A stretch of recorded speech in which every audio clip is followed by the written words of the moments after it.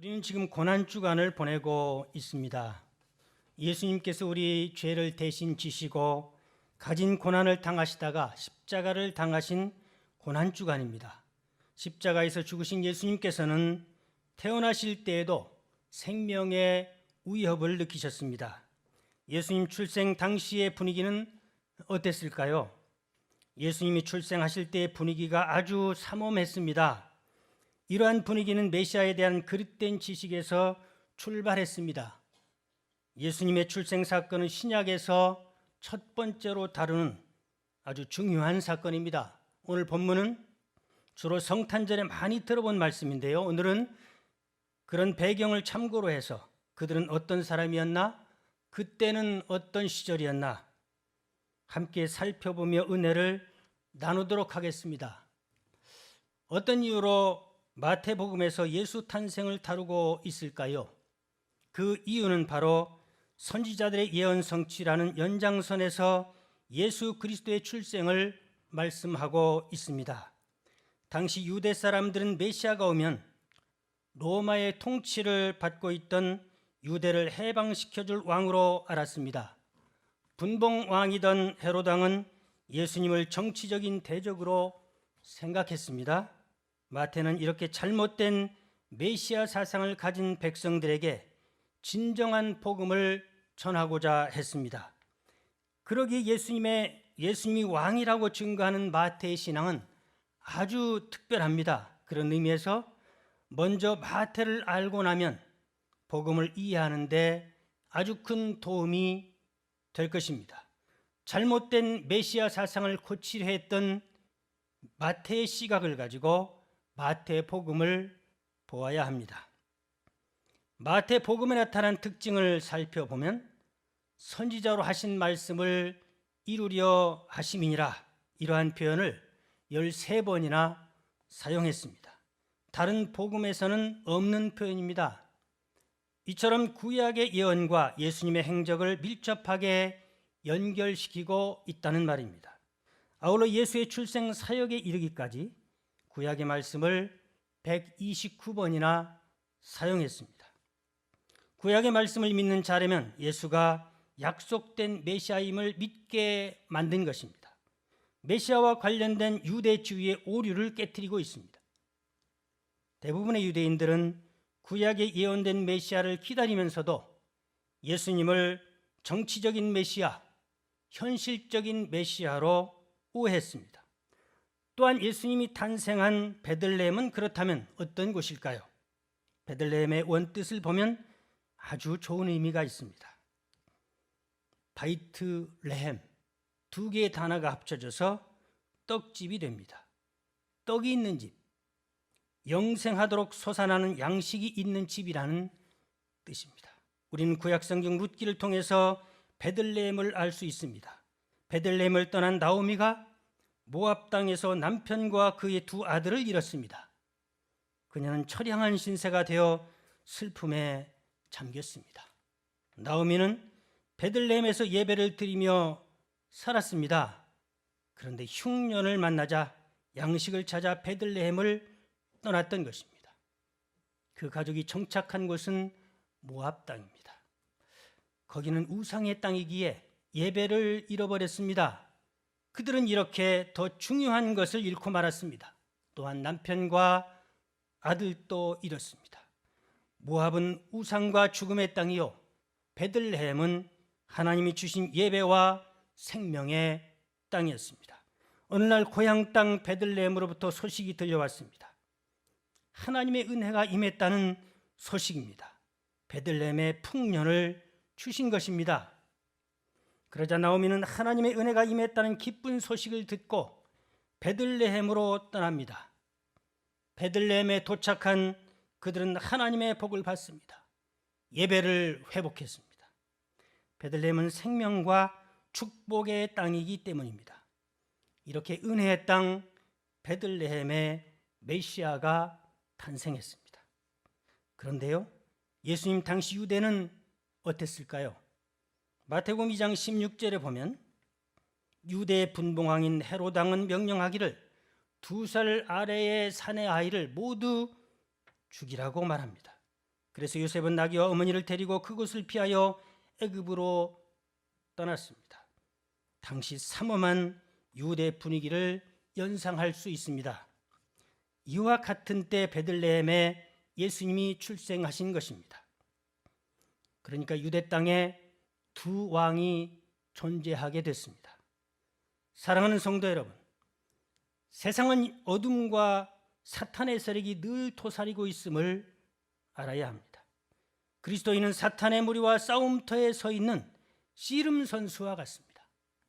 그러므로 정신을 차리고 깨어 있어야 합니다. 그렇다면 깨어 있는 성도는 어떤 사람일까요? 깨어 있는 성도는 예수님을 만왕의 왕으로 영접하는 사람입니다. 2절 전분부에 이렇게 말씀합니다. 유대인의 왕으로 나신 이가 어디 계시냐? 당시 유대 땅은 로마의 식민지로서 분봉왕 헤롯이 지배하는 땅입니다. 그러므로 왕은 엄연히 헤롯입니다. 그런데 한 이방인 무리가 나타나서 말합니다. 유대인의 왕으로 나신 이가 어디 있느냐고. 헤롯 왕이 있는데 유대인의 왕이라니요. 이거 큰일 났습니다. 백성들은 황당한 말을 듣고 당시 예루살렘에 소동이 일어났습니다. 아니, 이럴 수가. 입을 다물지 못할 일이 일어난 것입니다. 이 말은 간담이 서늘한 말입니다. 왜냐하면 체제에 반하는 말이고 영모에 해당하는 말이기 때문입니다. 자, 그렇다면 이들은 어떤 사람들인가? 어떤 사람들이기에 이렇게 어마어마한 말을 할 수 있단 말인가? 이들은 다름 아닌 동방 박사들입니다. 그렇다면 동방 박사들은 누구일까요? 이 박사들에 관해서 알려면 바벨론 포로기로 거슬러 올라가야 합니다. 박사라는 말은 원어의 마고스라고 해서 그들은 점치는 자가 아니고 천문학자들입니다. 당시 중동의 천문학은 고도로 발달했는데요. 그들은 매일 하늘을 관찰하는 학자들이었습니다. 천체의 움직임을 보고 정책이나 나라의 일을 예측하는 자문가들입니다. 성경은 별에 대해서 이렇게 말씀합니다. 민수기 24장 17절 말씀에 한 별이 야곱에게서 나오며 규가 이스라엘에서 일어난다고 말합니다. 별과 규는 메시아를 나타냅니다. 계시록 22장 16절 말씀에도 예수님께서 자신을 광명한 새벽별로 말씀합니다.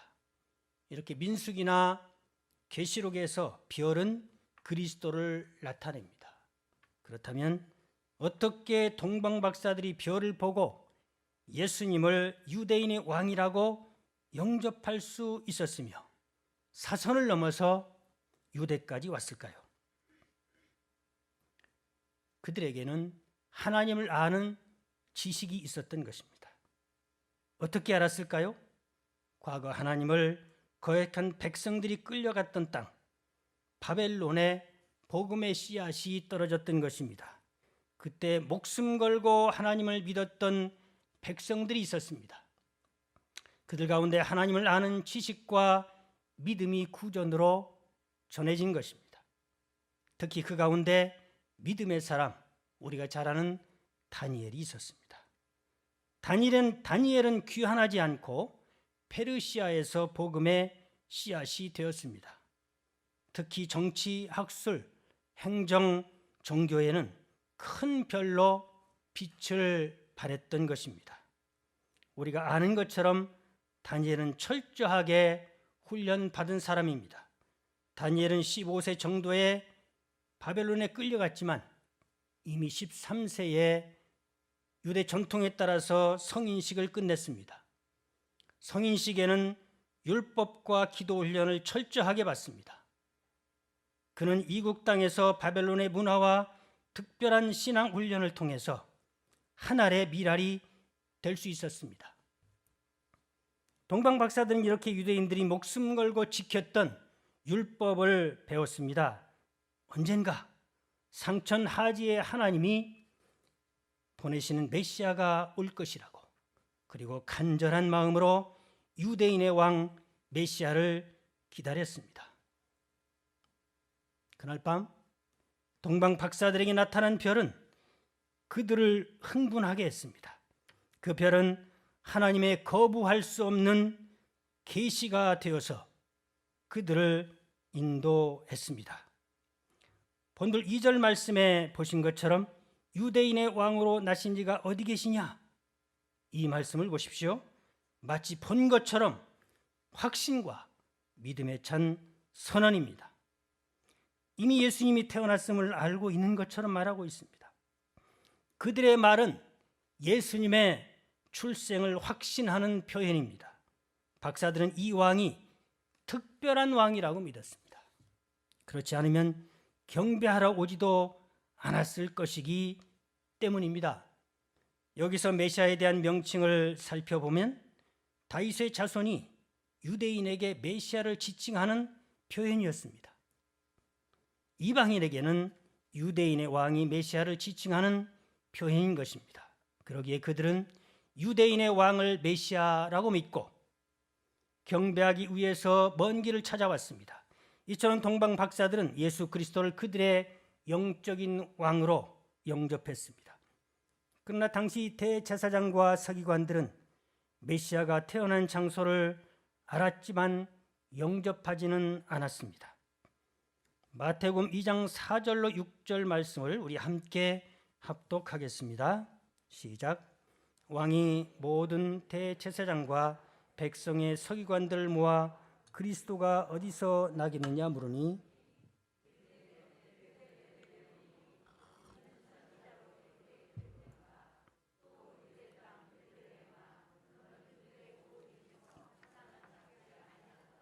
내게서 한 다스리는 자가 나와서 내 백성 이스라엘의 목자가 되리라 하였음이니이다.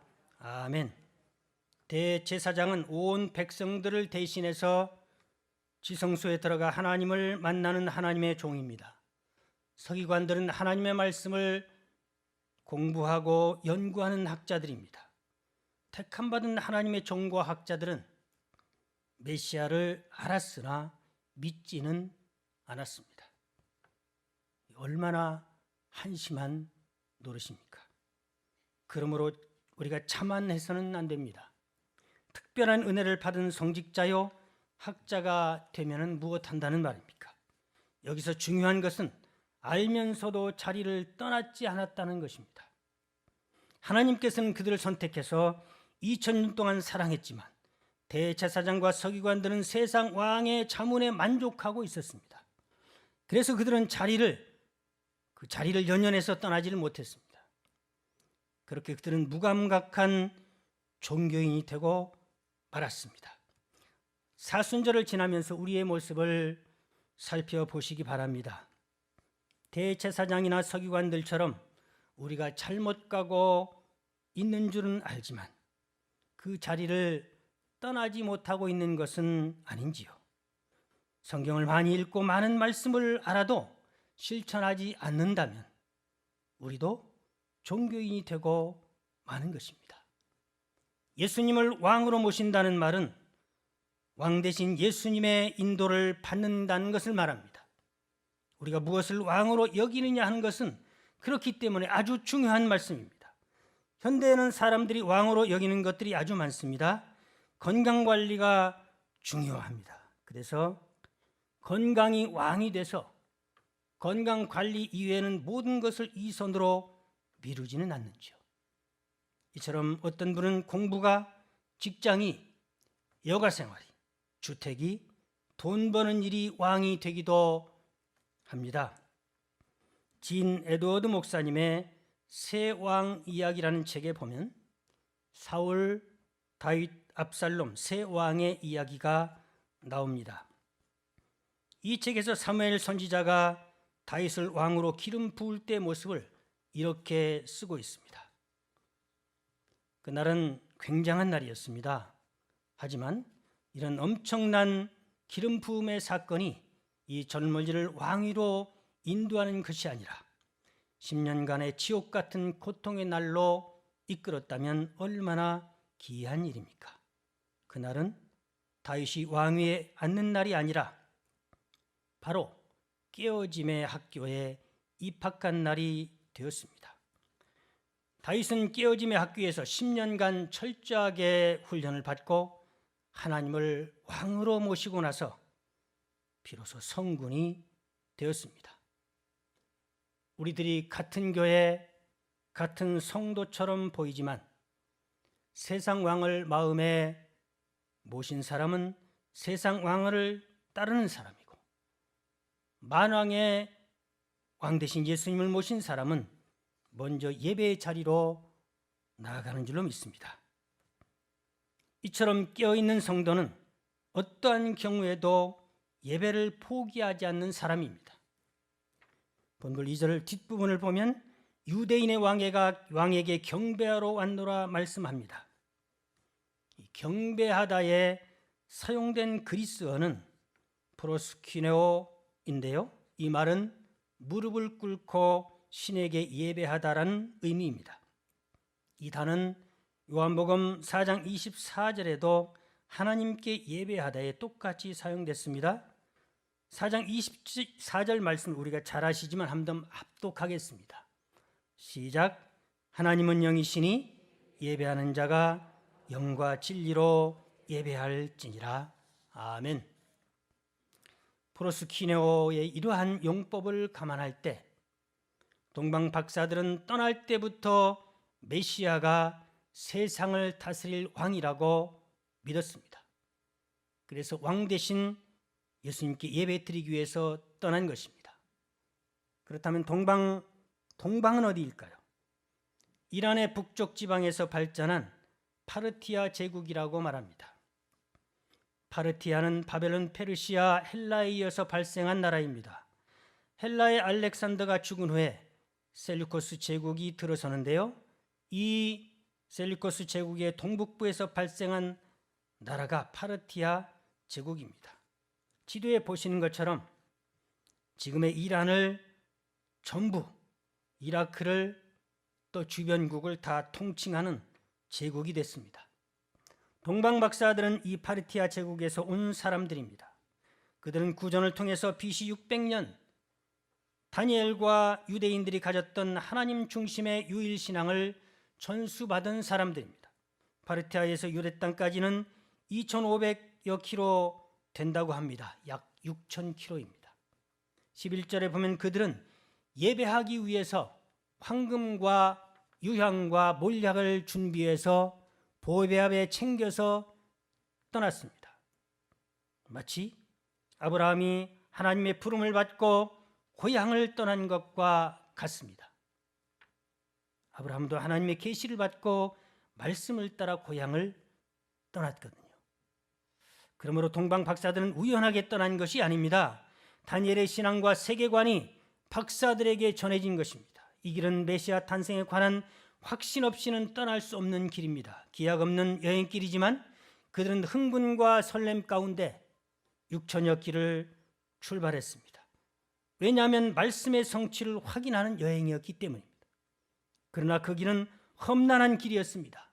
집을 떠날 때 가족들은 쉽게 보내주었을까요? 그들은 걸어서 왔을까요? 말을 타고 왔을까요? 아니면 수레를 타고 왔을까요? 또한 별밤이기에 밤길을 걸어야 했습니다. 그들은 그렇게 산 넘고 강 건너 들을 지나서 예루살렘에 도착했습니다. 그런데요, 문제가 생겼습니다. 그들을 인도하던 별이 사라진 것입니다.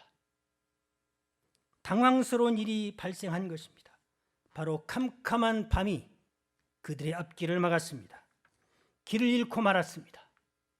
그럼에도 좌절하지 않고 그들은 침착하게 행동했습니다. 그들은 기도했습니다. 유대 땅 예루살렘의 분위기를 알 수 없지만 목적을 이루기 위해서 사람들에게 묻고 물었습니다. 여보게, 유대인의 왕으로 나신 이가 어디 계신가? 우리는 동방에서 그에게 경배하러 온 사람들이라네. 이 질문은 그들의 목적을 분명히 말해줍니다. 우리는 예배하는 자라고 하는 정체성입니다. 여러분, 그들은 지금 예배하러 가면서 어려움을 당하고 있는 것입니다. 그렇다면 그 어려움이 우연일까요?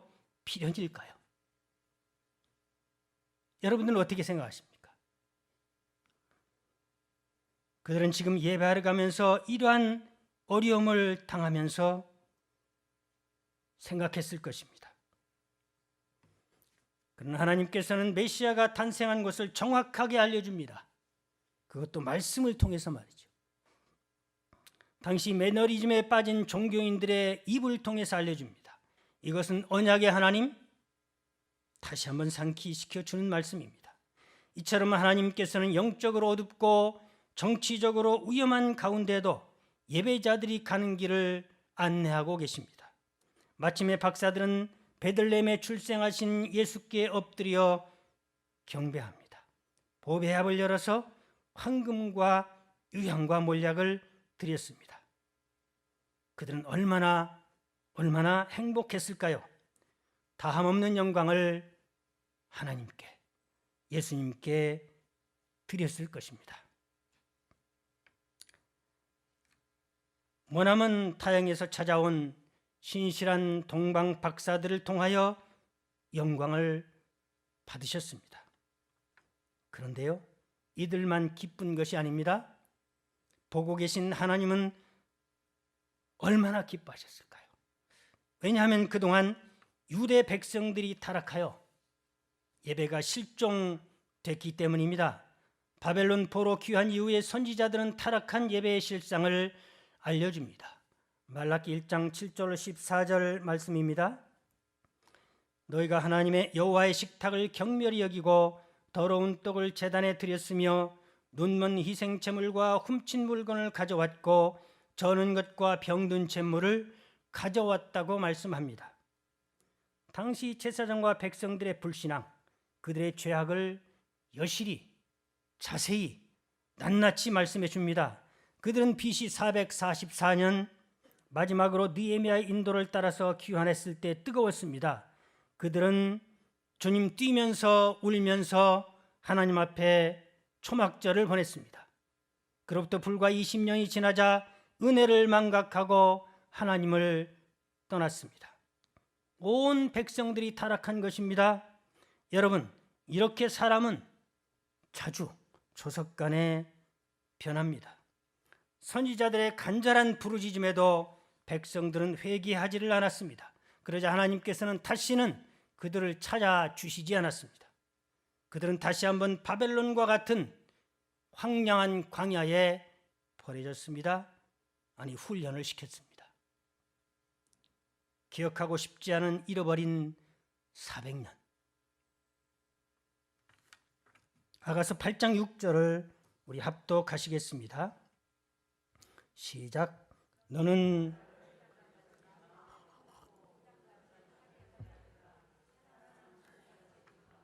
질투는 수울같이 잔인하며 불길같이 일어나니 그 기세가 여호와의 불과 같으니라. 아멘. 하나님의 뜨거운 사랑이 질투로 변한 것입니다. 그들은 짝사랑한 여호와 하나님께서는 그들을 짝사랑한 여호와 하나님께서는 떠난 백성들을 향해서 진노하셨습니다. 그러나 불타는 하나님의 짝사랑이 더 이상 그들을 찾아오게 만드셨습니다. 사랑하는 이들을 방치할 수 없어서 400년이 지난 어느 날 아들을 직접 보내신 것입니다. 오늘 본문을 보면 그 아들이 왕으로 오셨습니다. 그런데 백성들은 역시나 아직도 믿음은 없고 지식만 있었습니다. 메시아가 오리라는 말씀은 알았지만 마음에는 다른 왕이 자리 잡고 있었다는 말입니다. 어쩌면 예루살렘이 바벨론에게 망할 때처럼 유다 땅에는 동방 박사 같은 사람이 한 사람도 없었습니다. 선택받은 사람 가운데에는 깨어있는 사람이 없었습니다.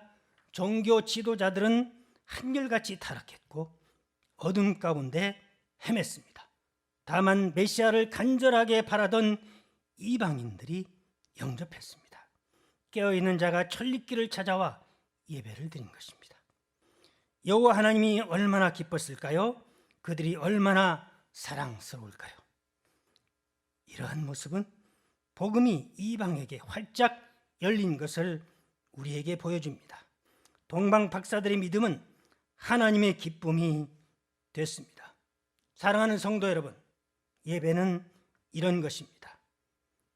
간절하게 찾는 자가 하나님을 만납니다. 간절하게 찾는 자를 하나님이 만나주십니다. 믿음으로 순종하는 자가 그리스도를 만날 수 있는 줄로 믿습니다. 여러분, 어떻게 예배를 준비하고 계십니까? 본문에 보니까 내가 결단코 예배하리라, 결단이 필요한 것을 말씀하십니다. 예배가 예물이 있어야 된다고 말씀하십니다. 정성이 있는 예배 드리기 위해서는 예물이 필요하다는 말입니다. 고난이나 방해 가운데 좌절하지 말고 성령의 인도를 따라야 합니다. 그런데요, 우리가 이런 궁금증을 가질 수 있습니다. 왜 갑자기 별이 사라졌습니까? 그냥 쭉 인도하면 될 거를 왜 별이 사라졌을까요? 별이 사라진 예루살렘에서 하나님은 큰 일을 계획하고 계셨습니다. 그러기에 땅에 있는 동방 박사들은 알 수가 없었지요. 높은 하나님이 가지고 있는 생각을 땅에 있는 사람은 알 수 없었습니다. 그들은 그곳에서 인도하던 별이 얼마나 중요한가 알게 됐습니다. 말씀이 중요한 줄을 알았습니다. 무뎌진 종교인들의 입을 통해서, 선택한 선민의 입을 통해서, 밉지만 그들의 입을 통해서 고백하게 했습니다. 예수님이 출생한 장소를 그들의 입으로 말하게 했습니다. 헤롯 왕이 메시아를 정치적 대적으로 생각하는 것도 그들은 알았습니다. 고난이 이처럼 지난 다음에 그들은 깨달았습니다. 이렇게 기쁜 하나님의 뜻이 있었던 것을 늦게야 알았습니다. 우리들도 어려움을 당할 때가 많이 있습니다. 직장이나 사업의 어려움, 건강의 어려움, 가족 간의 어려움, 예배를 앞에 두고서 얼마나 당하는 일은 많은지요. 한 주간 잘 살다가 우리가 토요일에 다툴 때가 있습니다. 여러분들은 어떠신가요? 저는 토요일에 이견이 있을 때가 있었습니다. 토요일 밤을 잘 지내고 주일 아침에 불편한 일이 생기기도 합니다. 우리에게 다가오는 어려움을 다 수용하고 받아들이십시오.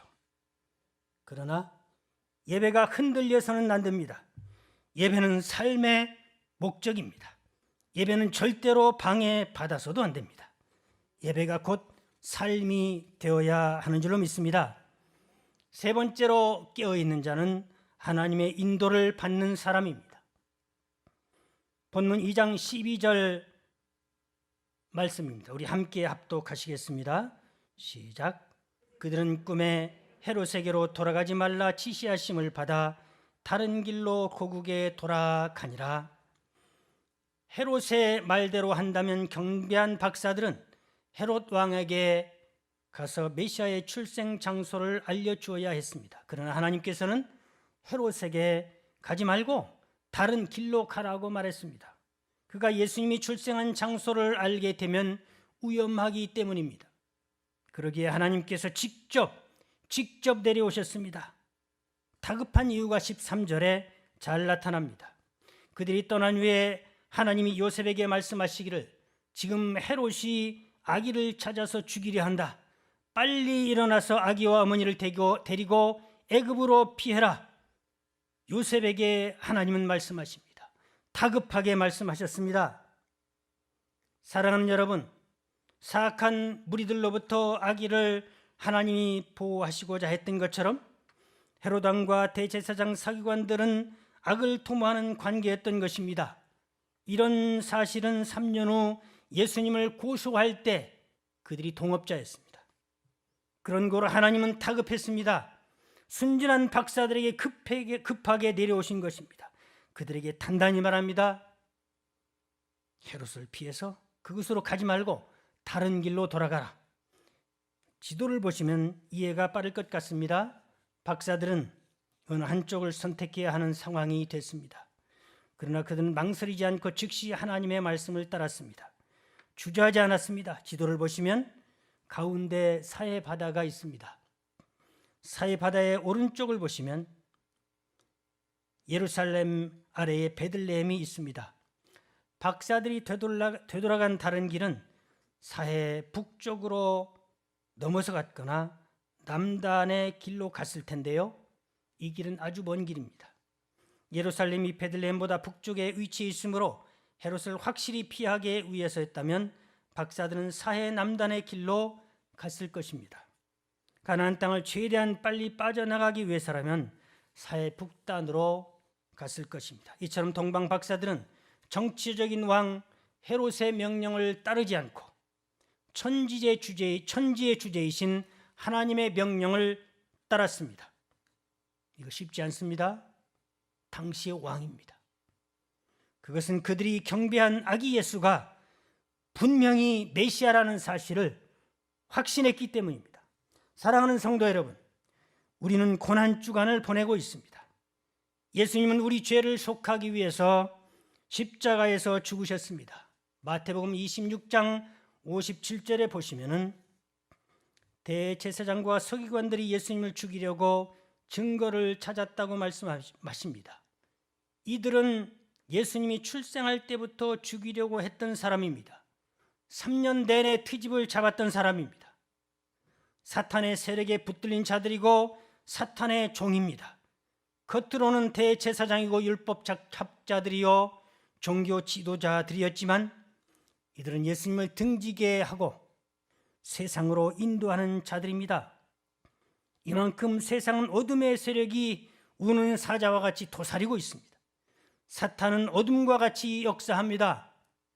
그래서 하나님의 인도가 아니면 우리는 이 세상에서 살 수가 없음을 믿으시기 바랍니다. 성막을 보시면서 우리가 이해를 돕고자 합니다. 하나님은 광야에서 백성들을 낮에는 구름기둥, 밤에는 불기둥으로 인도하여 그 백성들을 예배하는 백성이 되게 해 주셨습니다. 마찬가지로 동방 박사들은 별의 인도를 받아서 예배의 자리로 나아갔습니다. 이처럼 예배는 하나님의 인도를 받아야 나갈 수 있는 길이고 이 길은 영생으로 나아가는 길입니다. 우리는 동방 박사와 같은 이방인입니다. 우리가 승리하려면 예수님을 왕으로 영접하고 환난 가운데 성령의 인도를 따라 예배로 나아가야 할 줄로 믿습니다. 사랑하는 성도 여러분, 예수님을 왕으로 모시고 동방 박사처럼 예배에 기뻐하는 성도가 되시기를 원합니다. 기도하겠습니다.